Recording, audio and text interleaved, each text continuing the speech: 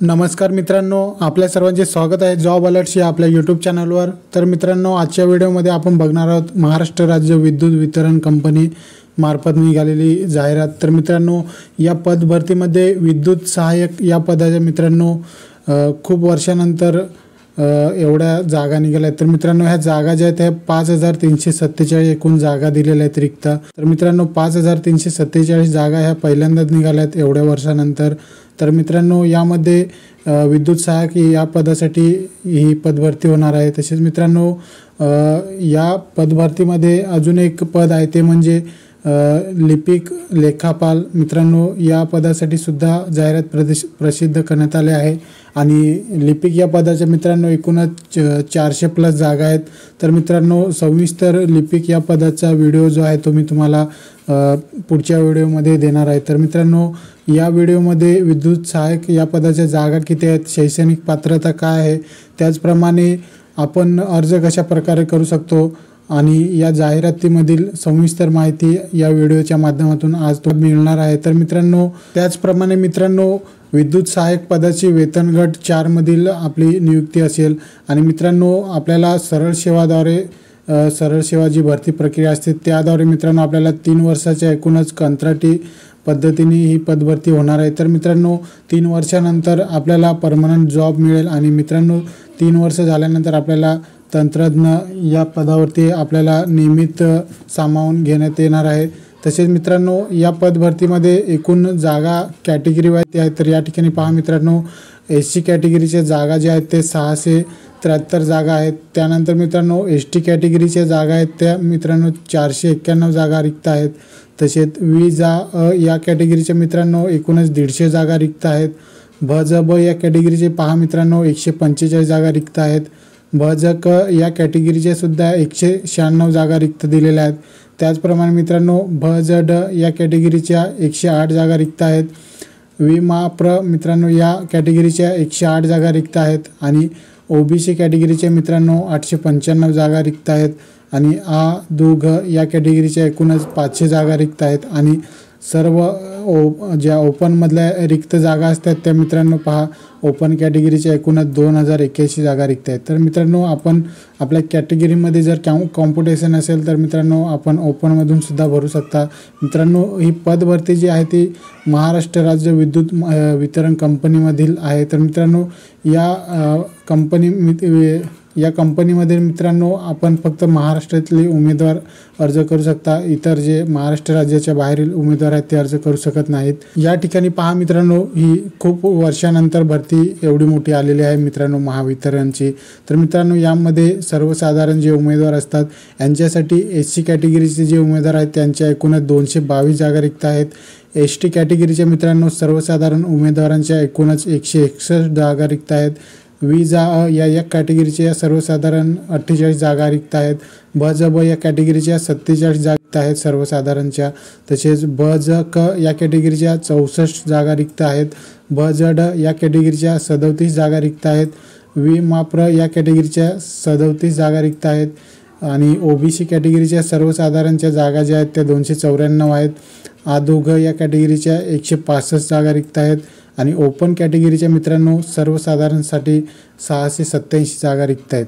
अशाच एकूण ज्या सर्वसाधारणच्या जागा सर्वसाधारण जे उमेदवार असतात त्यांना मित्रांनो 1762 जागा रिक्त ठेवलेल्या आहेत। तर मित्रांनो, महिलांसाठी सुद्धा या ठिकाणी खूप जागा आहेत, एकूणच 1604 जागा रिक्त आहेत मित्रांनो। तर मित्रांनो, SC कॅटेगरीच्या ज्या महिला आहेत या महिलांसाठी मित्रांनो एकूणच 202 जागा रिक्त आहेत आणि ST कॅटेगरीतील महिलांसाठी मित्रांनो 147 जागा रिक्त आहेत। त्याचप्रमाणे या कॅटेगरीमधील महिलांसाठी 45 जागा रिक्त आहेत। या कॅटेगरीतल्या महिलांसाठी 40 जागा रिक्त आहेत।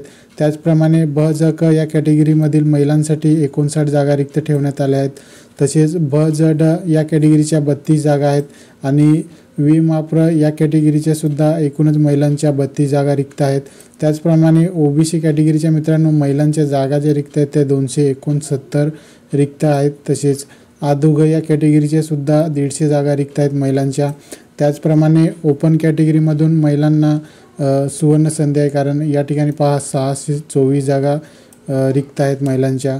तसेच मित्रांनो आरक्षित जे आहेत माजी सैनिक, खेळाडू, प्रकल्पग्रस्त, भूकंपग्रस्त यांचेसुद्धा मित्रांनो बघा 802, 268, 107, 536. तर मित्रांनो अशा प्रकारे एकूणच 5347 जागा मित्रांनो रिक्त आहेत.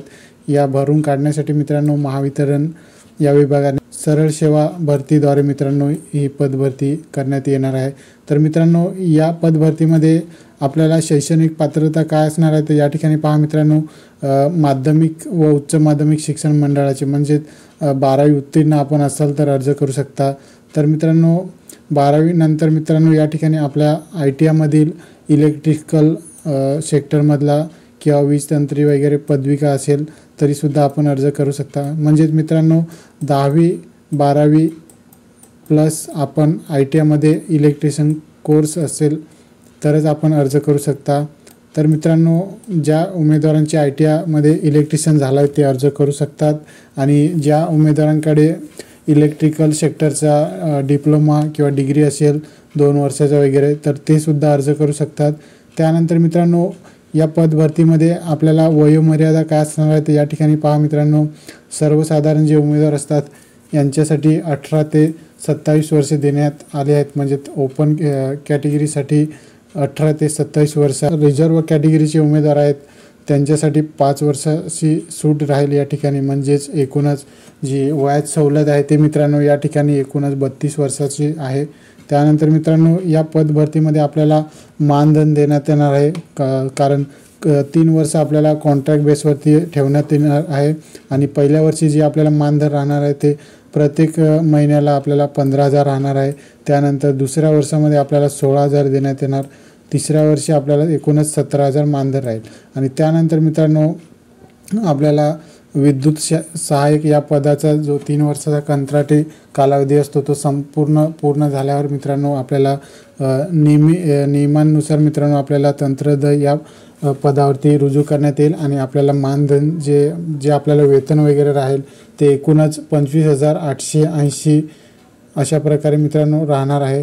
त्याचप्रमाणे मित्रांनो या पदभरतीची जी परीक्षा आहे ती मित्रांनो फेब्रुवारी किंवा मार्चमध्ये लगेचच होईल आणि जे ऑनलाईन अर्ज आहेत ते मित्रांनो या जानेवारीच्या पहिल्या किंवा दुसऱ्या आठवड्यापासून चालू होतील.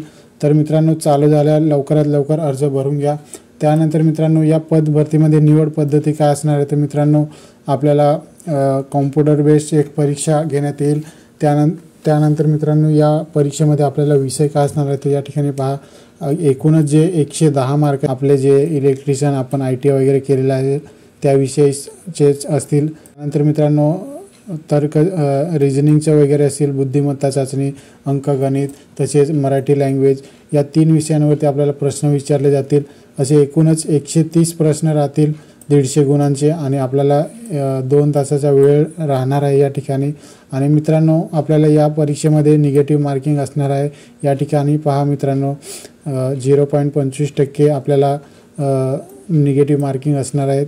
त्यानंतर मित्रांनो या पदभरतीमध्ये आपल्याला परीक्षा शुल्क काय असणार आहे तर या ठिकाणी पहा, ओपन कॅटेगरीसाठी 250 रुपये एक्झाम फी आपल्याला असणार आहे. त्याचप्रमाणे मित्रांनो ज्या रिझर्व्ह कॅटेगरी वगैरे आहेत या सर्व कॅटेगरींसाठी आपल्याला या ठिकाणी 125 रुपयाचे शुल्क राहणार आहे. तर मित्रांनो या पदभरतीबाबत लवकरच नवीन अपडेट्स आल्या तर आपल्याला जॉब अलर्ट्स या यूट्यूब चॅनलवर बघायला मिळतील.